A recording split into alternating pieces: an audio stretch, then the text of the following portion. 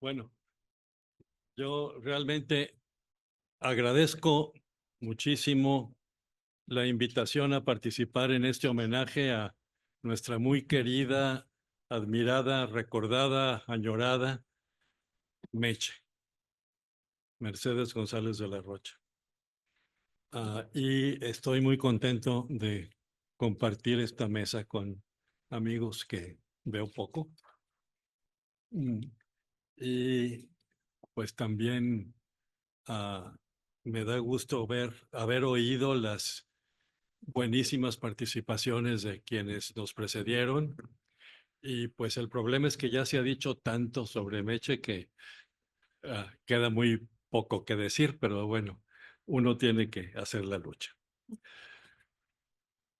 Al hablar del extraordinario trabajo de Meche, me referiré en primer lugar a la investigación que condujo a su tesis de doctorado, ya han hablado de ella. Ah, no fue la primera pesquisa que ella realizó. Antes había completado, por ejemplo, un sobresaliente estudio sobre el mundo social de un ingenio azucarero. También se habló de él, que forma parte de un libro en coautoría con Agustín.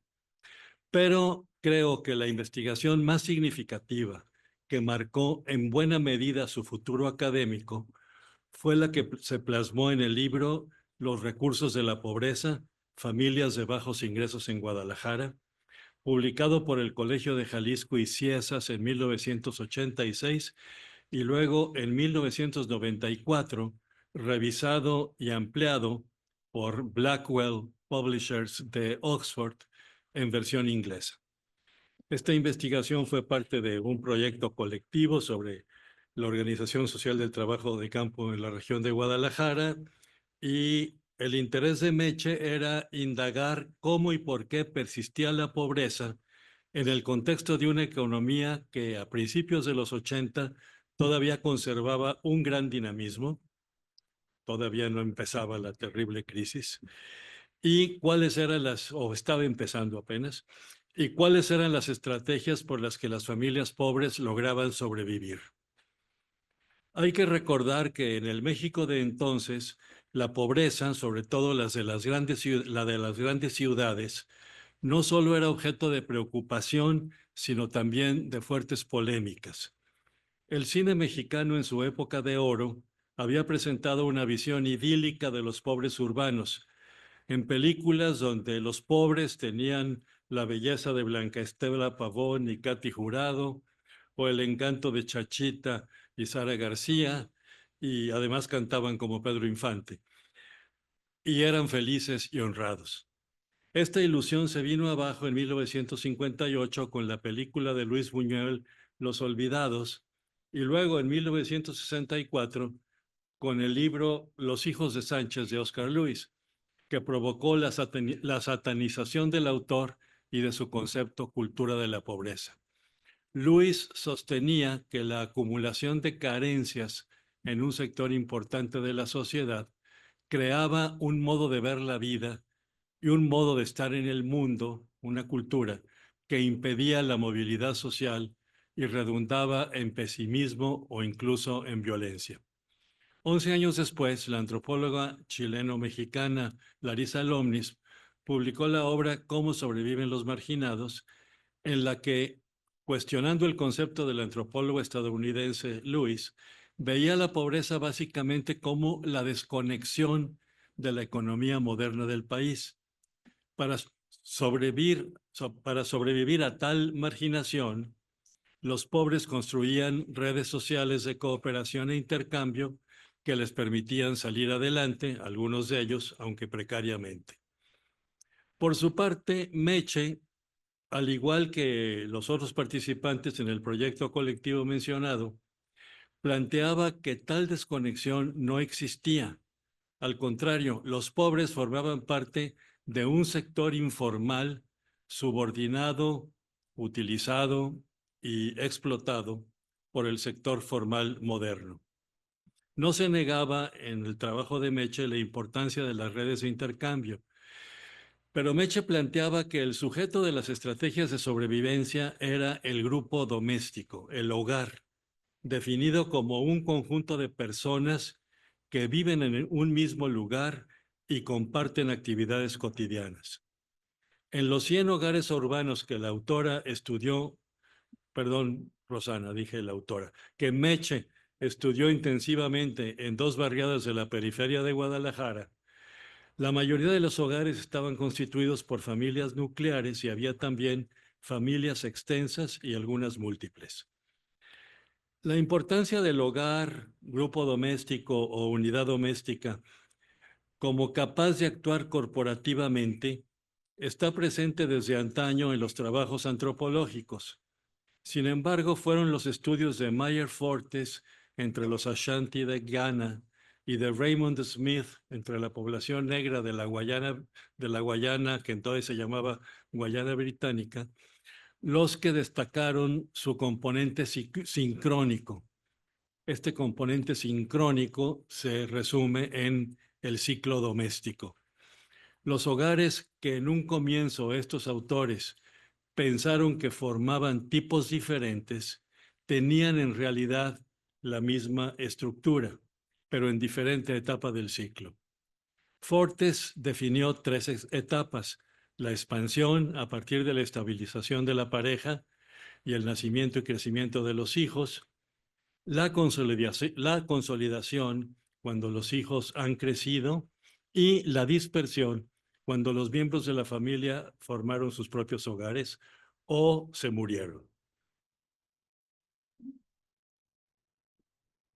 En cada etapa se desarrollan diferentes relaciones sociales y jerarquías, y en todas ellas la interacción de los miembros de la familia con la sociedad mayor está mediada fuertemente por el hogar, entendido de una manera procesual, no una realidad estática, sino una realidad que se va desenvolviendo.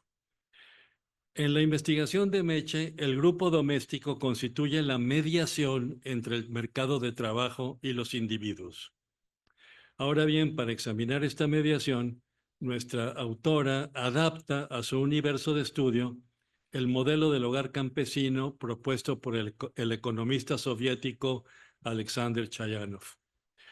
Desde esta perspectiva, en el mundo campesino, pero también en el de los pobres urbanos, el hogar debe mirarse como una unidad de producción y consumo cuya principal fuerza productiva es el trabajo de sus miembros. Por tanto, la proporción del número de trabajadores residentes en el hogar respecto del tamaño del hogar condiciona sus posibilidades de consumo. En la etapa de expansión, los miembros infantiles del hogar no trabajan y, en consecuencia, el esfuerzo laboral de los adultos debe incrementarse para asegurar el consumo, mientras que en la etapa de consolidación, el esfuerzo puede repartirse entre más miembros y es la etapa en que los hogares logran alguna prosperidad, suponiendo siempre que la fuerza de trabajo del hogar es la que provee, si no la totalidad del ingreso, sí la inmensa mayor parte del ingreso. A partir de estos modelos, el de Fortes y el de Chayanov, Meche analiza en las familias pobres de su universo de estudio los cambios en los patrones de consumo, los diferentes roles que los miembros van desempeñando dentro y fuera del hogar, las posibilidades de empleo y autoempleo, el trabajo femenino e infantil, la escolarización o no escolarización de los niños, el empobrecimiento mayor de los hogares en la tercera etapa del ciclo y, algo muy relevante, las relaciones de género e incluso la manipulación política que hace el sistema político de los hogares en las distintas etapas. Una de las aportaciones torales e inquietantes de la investigación es el papel fundamental de las mujeres en la viabilidad de las estrategias. Este papel es obvio en los casos de hogares encabezados por mujeres, pero en todos los casos la precariedad de los ingresos laborales vuelve imprescindible su papel como trabajadoras y administradoras de los recursos escasos, sometidas siempre al poder machista y a veces violento de los varones.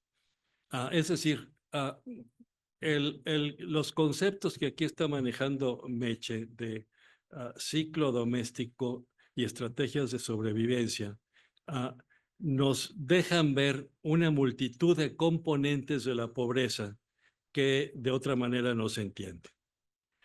El libro Los recursos de la pobreza fue saludado como una de las mejores etnografías, si no es que la mejor, una de las mejores etnografías realizadas sobre los temas de pobreza familiar, género y trabajo en América Latina. Y esto no creo que sea hipérbole, yo creo que sí, es un parteaguas. Pienso también que, como mencioné al comienzo de esta presentación, la trayectoria posterior de Meche estuvo de alguna manera vinculada a esta investigación con aportes cada vez más refinados y complejos. En la segunda mitad de la década de 1980, en los años peores de la crisis que entonces sacudía a México, luego hubo otras crisis, pero bueno, entonces parecía ser la peor. Meche llevó a cabo un estudio longitudinal de hogares pobres, de nuevo en Guadalajara, que mostraban que las estrategias de sobrevivencia seguían vigentes, pero habían variado los patrones de consumo. O sea, el esfuerzo familiar ahora estaba dedicado a asegurar de la alimentación a costa de disminuir el gasto en otros rubros, incluida la educación de los hijos. Durante la siguiente década, continuando el examen del mismo universo de hogares pobres, Meche descubrió que dada la profundización del desastre socioeconómico del país, las conclusiones que ella había sacado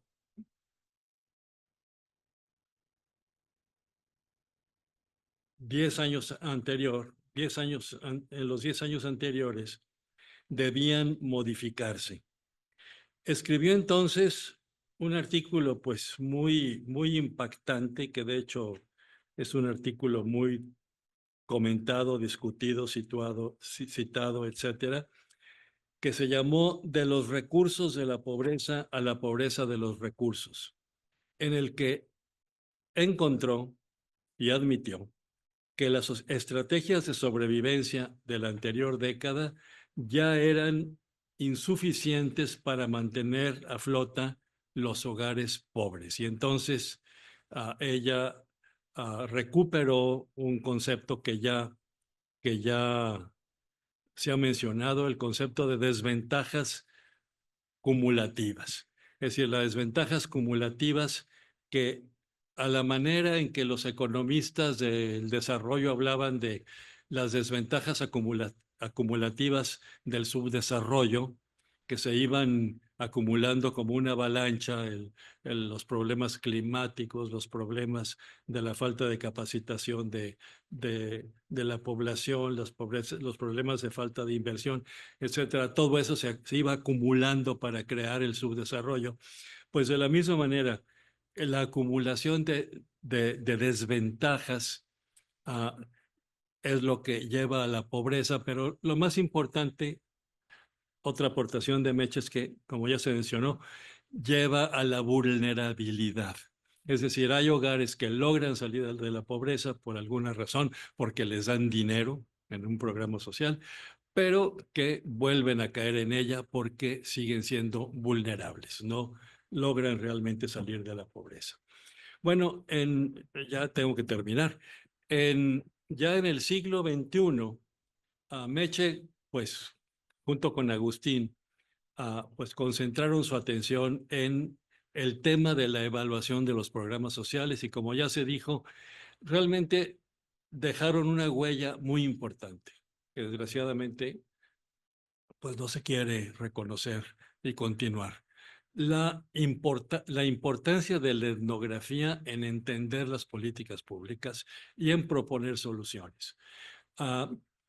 En las evaluaciones que hicieron de pobreza y oportunidades ah, en, pues en la primera década del siglo XXI, sí encontraron que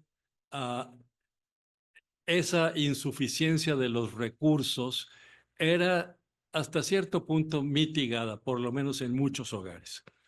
Pero eso no quitaba la vulnerabilidad. Y bueno, para terminar quiero decir esto. Creo que ahora Meche tendría muchísimo que decir sobre los programas sociales actuales. Creo que el modelo o los modelos que utilizó Meche para analizar los programas sociales siguen siendo importantísimos.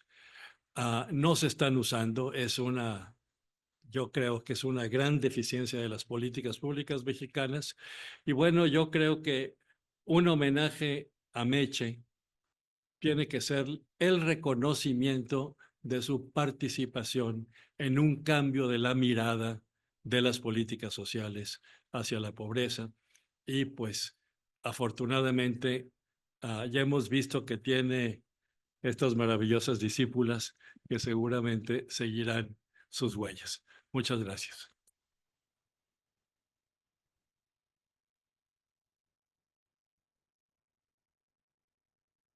Muchísimas gracias, Guillermo. Damos el uso de la voz ahora a Mari Prat.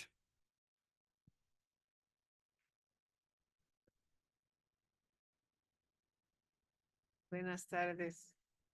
No puedo comunicarles el enorme placer que me da estar de regreso en este querido sitio donde Renato Rosado y yo pasamos un año que fue un parte de aguas en nuestra vida personal, intelectual, cultural, todo en 1998-99.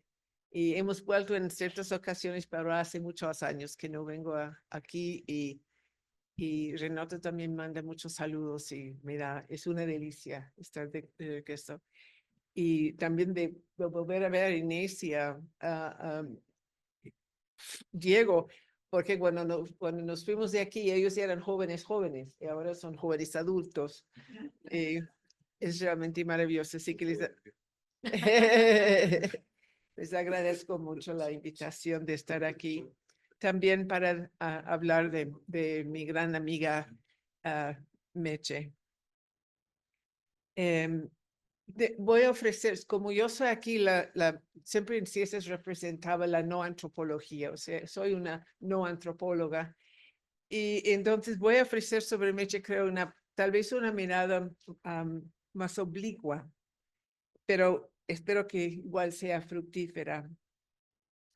En el hábitus intelectual en que a mí me ha tocado vivir o nadar, Meche pertenece a una corriente internacional de investigadoras feministas entrenadas en ciencias sociales que en la década de los 80s y 90s asumieron el reto de reteorizar el capitalismo desde la perspectiva del género y de las mujeres. Les tocó una coyuntura muy dramática para desarrollar este trabajo, un parte de aguas en la historia del capitalismo, el momento en que el modelo de desarrollo nacional cedía a las presiones del modelo neoliberal globalizante. Bajo el peso de la deuda, los estados y las sociedades del sur fueron forzados a reorganizarse alrededor de los intereses de empresas multinacionales, lo cual incluía una intensificación de la explotación y del despojo. En América Latina, como vivimos aquí en México, ese giro neoliberal significó un empobrecimiento o inmiseración rápida, masiva y extraordinariamente cruel. El rebajo de sueldos, el debilitamiento de los movimientos laborales, la destrucción de la agricultura a pequeña escala, el aumento descontrolado de las industrias extractivistas con los desplazamientos y los daños ecológicos que siempre implican. La inmigración masiva del sur al norte como respuesta al deterioro de la condición económica de la clase obrera urbana y rural. Como todos sabemos, en este panorama áspera y cruel, Meche eligió el tema que la ocuparía a través de su carrera, la pobreza neoliberal y urbana, teorizada y conceptualizada desde la esfera doméstica, el hogar y desde la mujer. Guillermo ha recorrido con mucha elocuencia la genealogía del trabajo de Meche dentro de la antropología. Yo vinculo su intervención con la de 3 contemporáneas que trabajaban en ese mismo terreno. La italiana Silvia Federici, conocido por su obra clásica Calibán y la bruja de 2004, y Julie Gibson y Catherine Graham, coautoras de 2 textos fundamentales en el campo de la economía política feminista: The End of Capitalism as We Knew It, 1996, y Post-Capitalist Politics, de 2006. No sé si Meche estaría de acuerdo con esta ubicación que le estoy dando, pero si no funciona, igual vamos a aprender algo. Para todas estas analistas, incluyendo a Meche, al pensar el capitalismo desde el género, lo primero que saltaba a la vista era que las relaciones laborales y las formas de producción otorgadas a las mujeres en el capitalismo eran relaciones principalmente no capitalistas. La esfera doméstica era un campo de trabajo no remunerado, un espacio regido y nutrido por relaciones no mercantiles de cuidado, reciprocidad, ayuda mucho y muchos más. Lo que en el trabajo de Meche se conceptualizaron como redes sociales. Como todos saben, en el marxismo clásico incorporó la esfera doméstica dentro del capitalismo como espacio de trabajo reproductivo, a diferencia del trabajo productivo.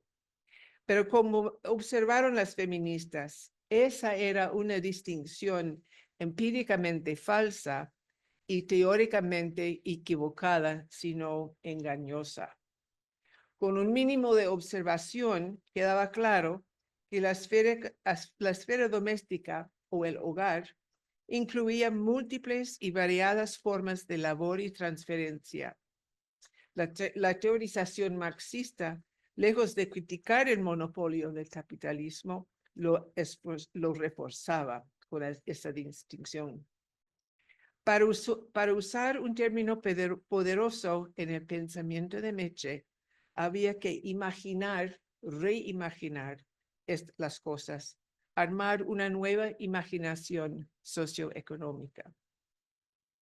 En Calibán y la bruja, Federici investiga la evolución de esta configuración de trabajo y género en el capitalismo.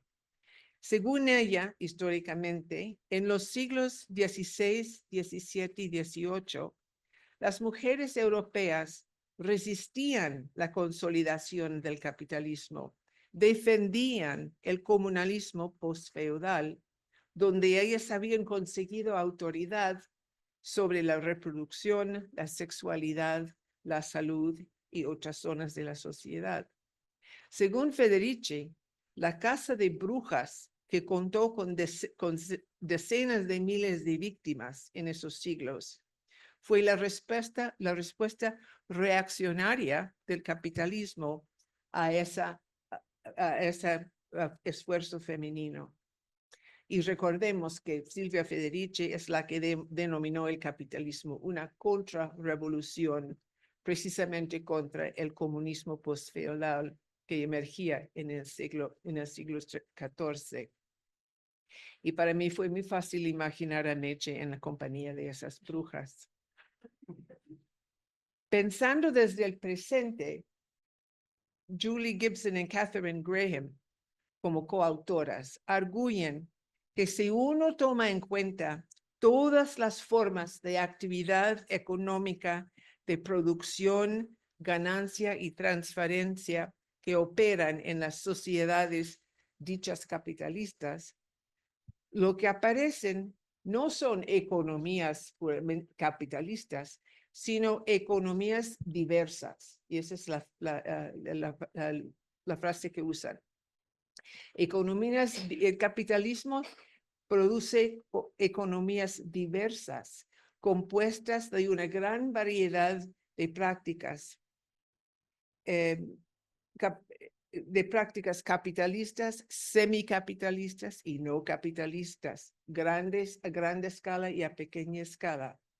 Por ejemplo, entre las no capitalistas, ellas incluyen no solo el trabajo doméstico, el cuidado, la reproducción, sino también prácticas como el robo, el subasta estatal, la agricultura de subsistencia, la caza, la filantropía, la lotería, el juego, el autoempleo, el regalo, el trueque, la herencia, el reciclaje, los hobbies, el trabajo forzado de los encarcelados. O sea, las economías capitalistas existentes están repletas de formas económicas no capitalistas y de prácticas. Y la operación del capitalismo depende de esa realidad. Y eso es el factor importante, ¿verdad? Esta teorización coincide con la que propuso Meche a principios de los 80s. ¿Cuánto me queda? 3 minutos. Ok. Esa teorización coincide con la que propuso Meche a principios de los 80s, cuando empezó a hablar justamente de los recursos de la pobreza. El proyecto neoliberal se presentaba a sí mismo como una operación natural de las leyes del mercado libre de intervención estatal. Pero en realidad, como Meche demuestra, su operación dependía del acceso que tenía la gente a las prácticas de invención e improvisación, redes de reciprocidad, ayuda, etcétera, todo que les permitía sobrevivir los daños de la inmiseración infligida por esta nueva forma de capitalismo. A este conjunto de prácticas, capacidades, Meche les puso el nombre de los recursos de la pobreza. En los 90, sin embargo, Meche cuestionó, y para mí este hecho que no se ha comentado aquí, se destacó en el recorrido de su trabajo. Ella cuestionó el concepto de los recursos de la pobreza y hasta llegó a desmentirlo al reconocer que su concepto había sido cooptada y permitida para legitimar las condiciones que ella buscaba remediar. El concepto de recursos de la pobreza se cooptó para legitimar un presente inaceptable.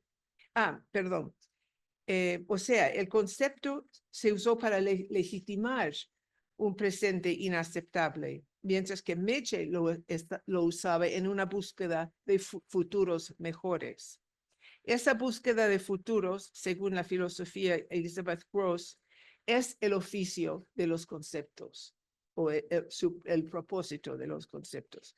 Según ella, siguiendo a Deleuze y Guattari, los conceptos aparecen siempre relacionados con algún problema concreto y específico y urgente. Entonces, los conceptos facilitan.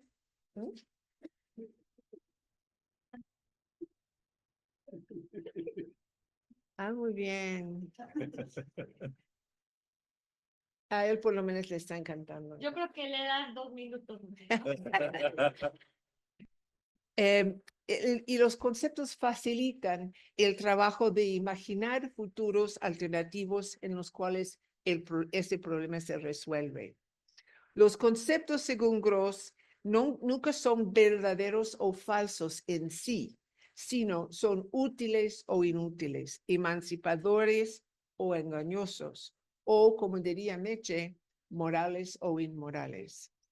Meche condenó como inmoral el mito del pobre que por su ingenuidad y capacidad de trabajo aguanta cualquier grado de miseria. En artículo tras artículo, en los 90 y el nuevo siglo, insistió en desbaratar ese mito y suprimir el término que ella misma había circulado o corregir el término. Y introdujo, como se ha comentado, los recursos de la pobreza, sustituyó con el nuevo término, la pobreza de los recursos, se ha comentado.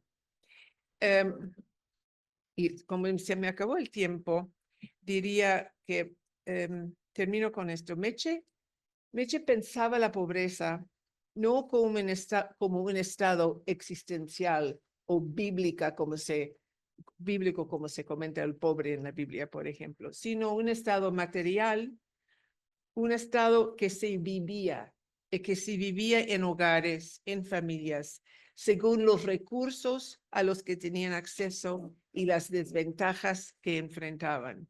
Un estado material y también histórico, porque Meche para mí estudiaba la pobreza neoliberal con cierta especificidad.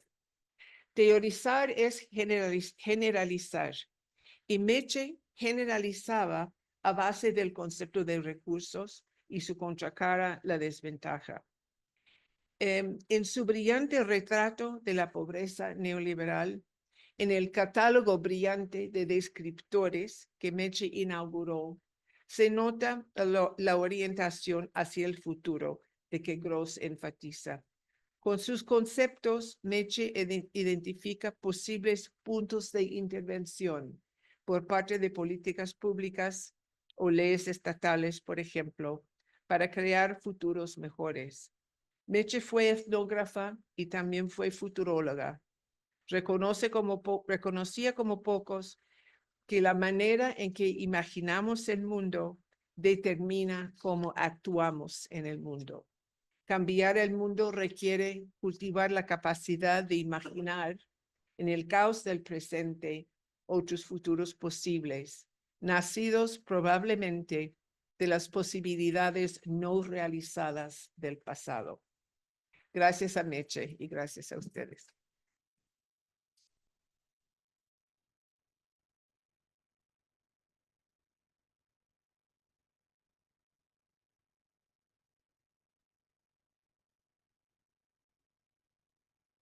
Gracias, buenas tardes. Muchas gracias por la invitación a estar presente en este evento que llega al corazón. En realidad yo argumentaré que Meche, en sus recursos de la pobreza, realizó un avance teórico que permitió entender en mayor profundidad el papel que juegan los recursos con que cuentan los hogares pobres para enfrentar la vida cotidiana en general y en condiciones de crisis en particular. Localizaré su trabajo en la corriente académica que sigue el camino desbrozado por Alexander Chayanov y que Guillermo me hizo el favor de resumir brillantemente de manera tal que me ahorré página y media.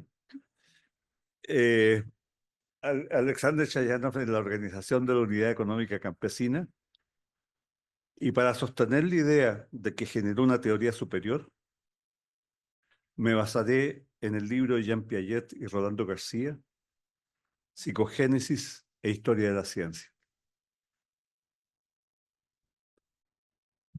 Según Piaget y García, el punto de partida de cualquier investigación es un fenómeno F que queremos explicar, que es un recorte de la realidad, que Piaget y García denominan el plano de la experiencia. En la descripción del fenómeno se seleccionan unos individuos y no otros, y se hace referencia a algunas relaciones, pero no a todas. Desde el inicio de la investigación hay un proceso de abstracción. Es por medio de este proceso de abstracción que se define una situación, ciertos individuos o elementos y algunas relaciones entre ellos.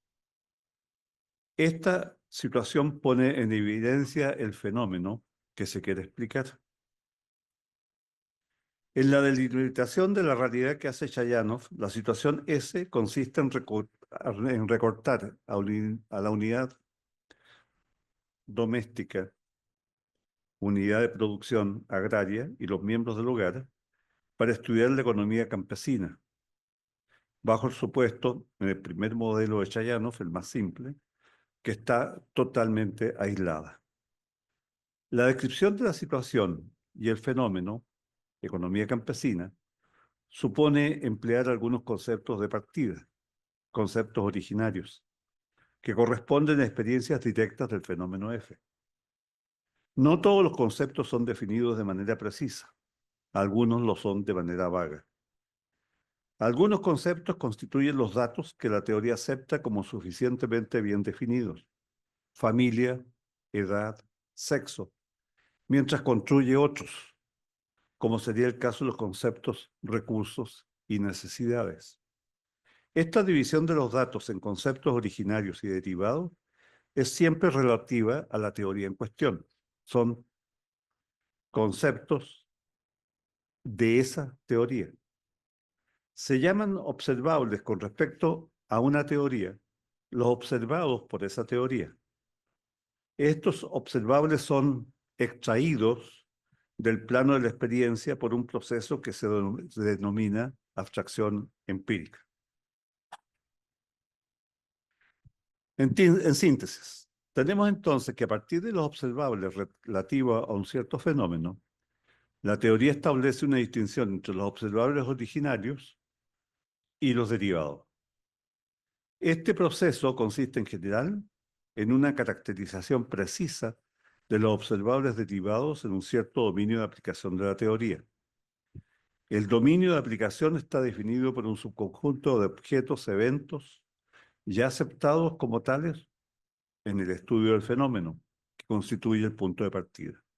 Este dominio se caracteriza por el hecho de que los observables derivados están determinados de manera unívoca por los observables originarios en el interior del dominio preciso. En una primera aproximación y corriendo el riesgo de incurrir en repeticiones, en nuestro caso podríamos considerar como datos el tamaño, la composición por sexo y edades del grupo familiar, como los conceptos originarios, mientras que la fuerza de trabajo disponible y las necesidades podrían considerarse, conceptos derivados. Los tres primeros conceptos formarían parte del dominio original, mientras que los segundos estarían incluidos en el dominio derivado. Una teoría que se queda en este nivel reviste un interés limitado. Las teorías, en la medida que las consideramos explicativas, se tornan interesantes cuando se aplican a otros dominios, por lo menos uno de los conceptos caracterizados en su dominio. En los nuevos dominios, los mismos observables originarios siguen siendo válidos, pero el tipo de abstracción empírica no es ya aplicable. Se hace necesaria una construcción teórica. El proceso que conduce a la construcción de observables derivados en otros dominios se denomina proceso de abstracción reflexiva. En el modelo Chayanov ya habíamos señalado que por medio del proceso de abstracción reflexiva se construían los conceptos fuerza, trabajo, necesidades y balance, que darían lugar a la conformación del dominio derivado que se agregaría al dominio originario. Si se dinamiza el modelo, es decir, se considera el desarrollo de la unidad doméstica en el tiempo, surge el observable ciclo de vida del hogar, que daría pie a un dominio derivado que se generaría a partir del proceso de abstracción reflexiva. En consecuencia, en el plano de la experiencia E tenemos tres dominios que formarían los fenómenos y situaciones para la teoría chayanoviana. En el dominio original, observables originales, hogar, número de hogares, miembros, edad y sexo, observables derivados, fuerza, trabajo y necesidades, y en el dominio derivado, el desarrollo de la unidad doméstica en el tiempo. Hasta este punto se ha considerado el desarrollo en un mismo nivel teórico. Interesa ahora examinar el pasaje de sucesión de niveles. Este es el meollo del asunto que nos interesa para dar cuenta de la contribución de Meche al avance de la teoría de la reproducción doméstica y la reproducción social. La asociación de una teoría a un nivel I a otro superior J es tal que en I, en el inferior, los observables del dominio superior, los observables en el dominio superior J considera como originarios a los observables, o por lo menos algunos de ellos, del nivel I, el inferior.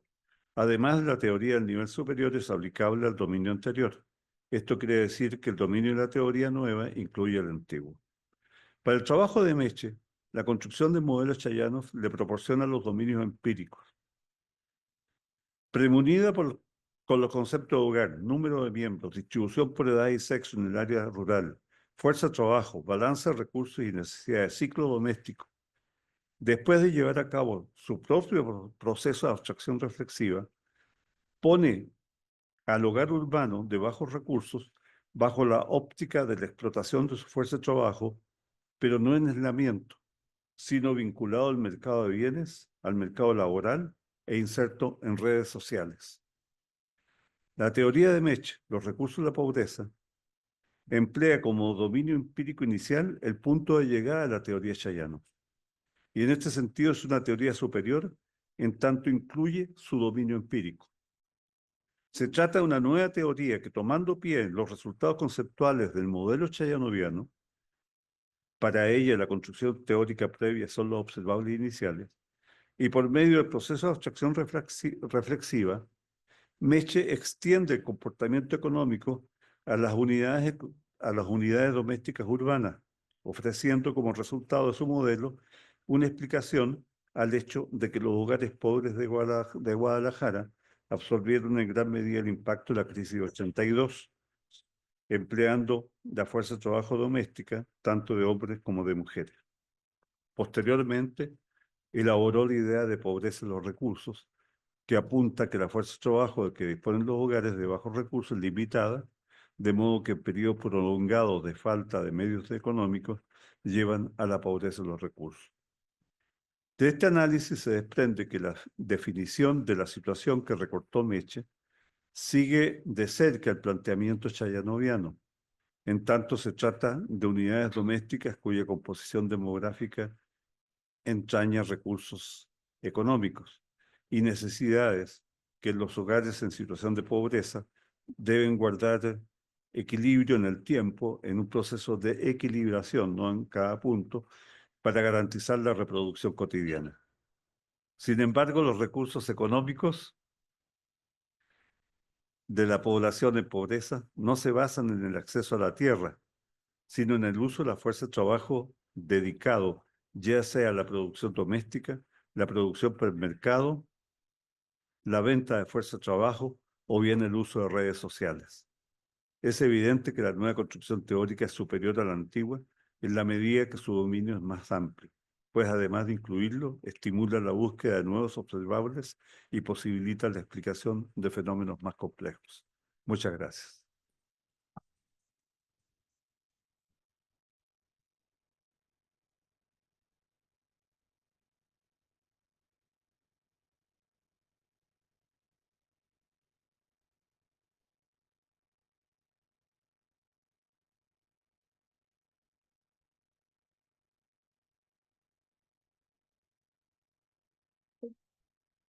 Primero que nada, muchas gracias. Yo soy Gabriela Vargas Cetina, para quienes no me conocen.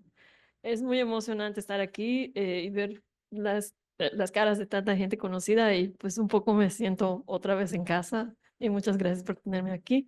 Muchas gracias, me siento muy honrada de que me hayan invitado a este homenaje. Gracias, Agustín. Y gracias, Diego. Gracias, Inés. Em, y bueno, yo me quedé pensando, bueno, ¿qué cosas puedo yo decir de Meche? Cuando yo conocí a Meche, la primera vez que me vio me dijo, ¿y qué antropología haces? Y yo le dije, cualitativa. Y me dijo, y ya. Y luego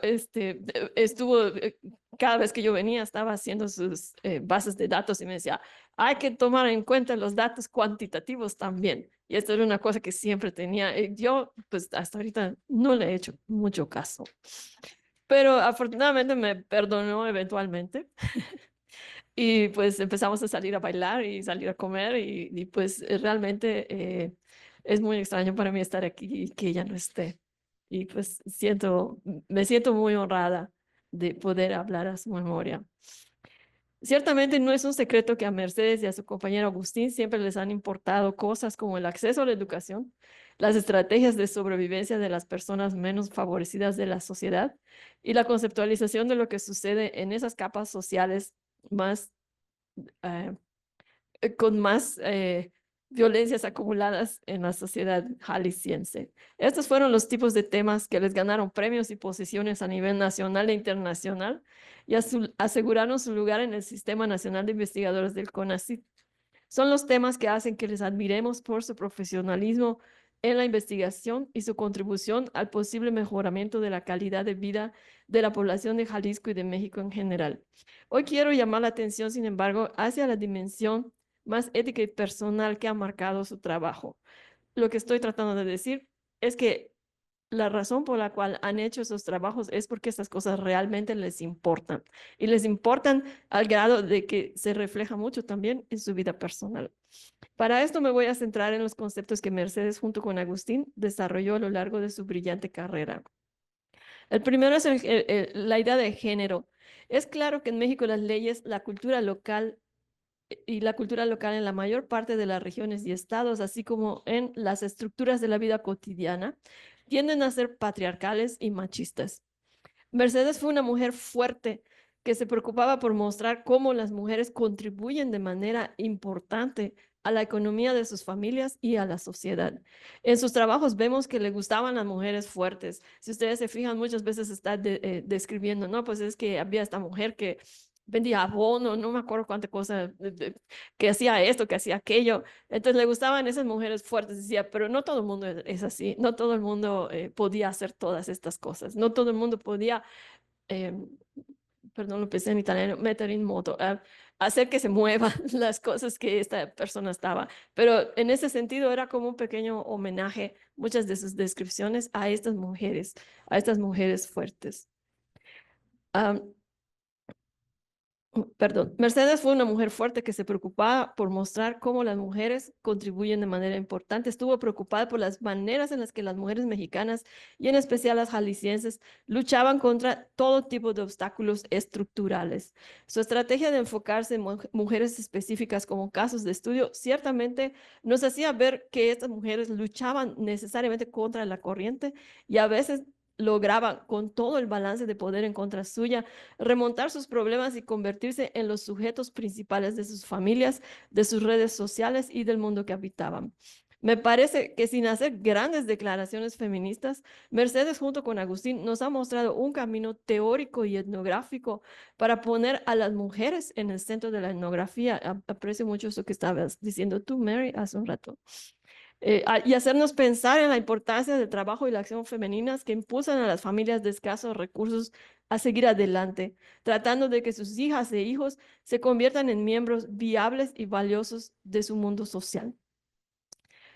Mercedes y Agustín siempre han considerado la educación como uno de los valores sociales y culturales más importantes. Muchas personas de nuestra generación pensaban en la educación como una escalera social que permitiera a las personas pobres llegar a ocupar puestos en el gobierno y las empresas y les haría subir de ingresos y por tanto de prestigio social. El trabajo de Meche y Agustín, en cambio, siempre ha estado dirigido a mostrar el rol de la educación como un bien necesariamente universal, que no solamente estuviera ligado a la movilidad social ascendente, sino a una mayor autonomía intelectual también de la población para decidir su presente y su futuro en donde quiera que estuvieran y en cualquier momento de sus vidas. La educación, como un bien inmaterial al que todas las personas deberían de aspirar, fue por muchos años parte del quehacer académico de los dos y al mismo tiempo, pues como hemos oído ya aquí, parte de su activismo social. El trabajo y activismo de Meche y Agustín con el programa Progresa, que llegó a ser un referente internacional para la incentivación de la educación general en niveles preuniversidad, es una muestra clara de esto y se los agradecemos muchísimo. Meche y Agustín han conceptualizado los recursos de la pobreza, pero no solo, como recursos que incluyen el tiempo, las y los amigos, los favores, los préstamos sin interés y a veces a fondo perdido, la reciprocidad en fiestas y la preocupación por parientes, amigos y vecinos como recursos sociales y también económicos. Esta, yo considero, es una posición teórica eminentemente antropológica que nos recuerda a los escritos de Moss sobre el regalo, de Boas sobre potlatch y ceremonias similares, de Malinowski sobre el Kula Ring y de Oscar Lewis sobre la antropología de la pobreza. Su recentramiento de la antropología contemporánea como parte de ese legado clásico es invaluable. Pienso que Meche y Claro Agustín han hecho a través de sus trabajos un homenaje y un legado a la antropología económica más clásica también. Esto me parece muy generoso y se lo agradezco mucho a los dos. Uno de los últimos trabajos de Meche, Poverty and Resilience in Mexico, habla justamente de los circuitos de intercambio que en este caso son tiempo, dinero y sociabilidad como bienes que en ese momento se estaban contrayendo también debido a la crisis económica que privaba en México. En vez de hacer una crítica abierta en la manera en la que la política pública estaba llevando a la gente menos favorecida a la pobreza extrema, que en este caso era una pobreza de recursos sociales tanto como económicos, Meche publicó este llamado de atención y otros sucesivos en los que señalaba que las políticas públicas mexicanas estaban yendo por caminos equivocados. Me llama la atención que justamente para este tipo de argumentos ya había comenzado a involucrar a Inés para que esa fuerza personal contestataria pudiera ser canalizada en maneras académicas, que eran formas de protesta basadas en lo que Meche y claro, también Agustín creían y sentían, y que ahora son parte de su legado tanto académico como político, pero personal y también familiar. Es que tú escribiste con Meche sobre estas cosas. Mi esposo y yo fuimos durante nuestros posgrados Starving Grad Students. Esto nos da una ventana para pensar en cómo Meche y Agustín fueron seguramente también Starving Grad Students en Manchester, más empujados por sus ideas de convertirse en antropólogos formados en una de las mejores escuelas que por ideas de escalar socialmente más allá de cualquier situación familiar en la que hubieran nacido. No escogieron la carrera más fácil, eso hay que decirlo. La antropología incluso ahora no goza del favor de las y los padres de familia que quieren que sus hijos e hijas tengan carreras profesionales decentes y económicamente sólidas. La nuestra sigue siendo una disciplina marginal, pero quienes somos parte de ella la reconocemos como una disciplina que exige una atención constante a todo lo que nos rodea y un interés perenne en el mundo académico y la vida cotidiana. Y eligiendo ese camino se convirtieron en ciudadanos del mundo. Mercedes, como hemos escuchado ya, dedicó sus esfuerzos a investigar y enseñar, pero también a vivir su propia vida con pasión y alegría. Llevó sus conocimientos y entusiasmo a todas las instituciones académicas que la acogieron y creó fuertes lazos de amistad y de trabajo en muchos países. En esto la reconocemos también como compañera, como amiga y como maestra. Hoy quienes nos hemos reunido para homenajear a Meche, vemos que los recursos de la pobreza que abarcan el intercambio generalizado, los favores, la dependencia individual en lazos sociales, son también recursos de nosotras y de nosotros los académicos. Son los mismos que ella usó y en los que hoy aquí todos los que estamos nos reconocemos. Mercedes querida, los antropólogos del mundo, somos tu tribu y hoy estamos aquí para decirte que no te has ido y que nunca te vas a ir. Te quedas con todas y con todos nosotros. Gracias.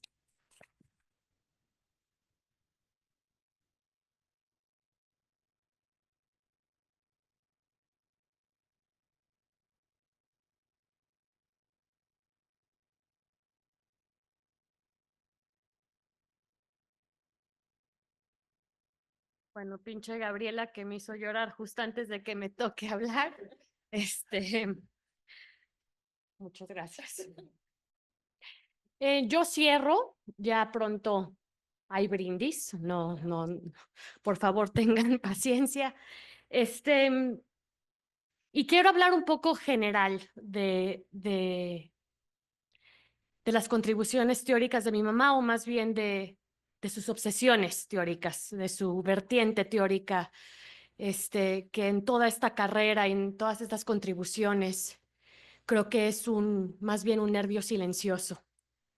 Me acuerdo la primera vez que leí Los recursos de la pobreza, con cuidado, con cuaderno y con lápiz en mano. Y al terminarlo, le hablé a mi mamá con urgencia para decirle dos cosas. Uno, que había sido una cabrona al perderle tanto respeto a Larisa, su maestra. Y dos, que qué calladito se tenía, que ahí etnógrafa, era un poco como Marx. Mi mamá se atacó de la risa, me tachó de loquilla, que era como le decía a los locos a los que amaba, pero después, con auténtica curiosidad, me preguntó, ¿y por qué dices lo de Marx? Creo que nadie nunca le había dicho eso. Bueno, la razón por la cual sigo convencida de que mi mamá es un poco como Marx son sus constantes y recurrentes juegos de oposiciones, las dualidades incómodas que estructuran su visión del mundo y su análisis de cómo funciona ese mundo, a cada paso, cada escala. Desde la cama y la cocina hasta el mercado laboral y la sociedad. Hoy, a las 6 de la mañana, haciendo la tarea hasta el último momento, me di a la tarea de identificar algunas de esas oposiciones que aquí están. Perdonen mis garabatos, pero mi computadora se descompuso, entonces lo tuve que hacer a mano. Para los que no pueden ver, les narro un poco de los juegos de oposición de mi mamá. La estructura del grupo doméstico en oposición a la etapa del grupo doméstico. La persistencia de la estructura social y económica en oposición a la producción de diferencia. La homogeneidad en oposición a la heterogeneidad. Lo privado en contraste con lo público. La segmentación y la identidad. Lo formal, lo informal. El instante y la diacronía. El individuo, la colectividad. La producción, la reproducción. Las estrategias colectivas. Los intereses individuales. La cooperación y el conflicto, la estructura, la acción. Y podríamos aquí, seguir enumerando. Hay algunos que son incluso más tácitos, algunas oposiciones que por ejemplo, Villagómez, Paloma hoy menciona, como la coerción y la libertad. Creo que nunca lo explicita en Los recursos de la pobreza, pero creo que es otra dualidad incómoda con la que mi mamá constantemente juega y con la que entiende al mundo. Podemos pensar en la oposición entre mujer y hombre, también entre niño y viejo, en fin. Ahora, las vidas, las mentes, los textos de los académicos, obviamente, siempre están llenos de oposiciones y dualidades. Finalmente somos seres humanos, diría Levi Strauss. Pero lo que creo distingue a mi mamá, y finalmente le hace un poquito como Marx, es que sus oposiciones son auténticas dialécticas. En Los recursos de la pobreza, en particular en la versión ampliada que se publicó en inglés en 1994, la que Rosana llama como Los recursos de la pobreza en esteroides, mi mamá se adentra en cada una de estas oposiciones de lleno. No huye de la incomodidad de sus tensiones, de las contradicciones. Al contrario, las tolera, las habita, las entiende, las persigue, las observa mutar. Les encuentra su lugar en el dilema de la reproducción social y en el cambio, que es otra dualidad. A la escala de la sociedad, muchas de las oposiciones fundamentales que identifica mi mamá son mediadas por el grupo doméstico, como ya dijo Guillermo. Es el grupo doméstico el que media la persistencia estructural y la producción de la diferencia, el que media entre lo público y lo privado, el que produce heterogeneidad complementaria, si bien siempre conflictiva, a partir de la tensión entre la segmentación y la identidad, el que media entre el individuo y la colectividad, entre la producción y la reproducción, entre las estructuras colectivas y los intereses individuales, etc. Pero el grupo doméstico es también profundamente contradictorio en sí mismo. A la escala de los hogares, si bien las contradicciones sociales se median ahí, Mi mamá también encuentra un nuevo mundo de oposiciones y se vuelve a adentrar en ellas para evitar y perseguir sus tensiones y así entender al mundo. Es un poquito como dicen los anglos, turtles all the way down. El razonamiento no tiene fin para mi mamá. Finalmente, la gran pasión de mi mamá es el movimiento, así como su momentánea si aparente fijeza. Y esto también lo comparte un poquito con Marx. De Fortes, como ya decía Guillermo, aprendió que lo aparente no es más que una cristalización momentánea. De Hareven, que la estructura familiar es fluidez, es cambio, es transición, que somos un proceso en el tiempo, que somos movimiento y reproducción, que las etapas no son sino construcciones analíticas. El ciclo doméstico, según fue formulado por mi mamá, le hace honor preciso a la importancia suprema del movimiento y argumenta que lo social es también movimiento. El tiempo individual es lineal y la gente siempre se muere, dice mi madre. El ciclo doméstico no pretende ni finge que los viejos se transformarán en bebés, pero sí enfatiza y demuestra que la transición de los grupos domésticos a la senilidad y su gradual desaparición es parte y es condición del desarrollo de grupos domésticos nuevos, pero comparables, o sea, de la persistencia.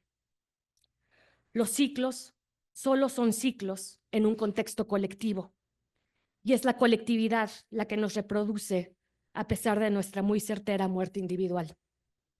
O sea que, para mi mamá, el movimiento es vida. Para terminar, igual que Selene Cruz, yo me fui a los epígrafes.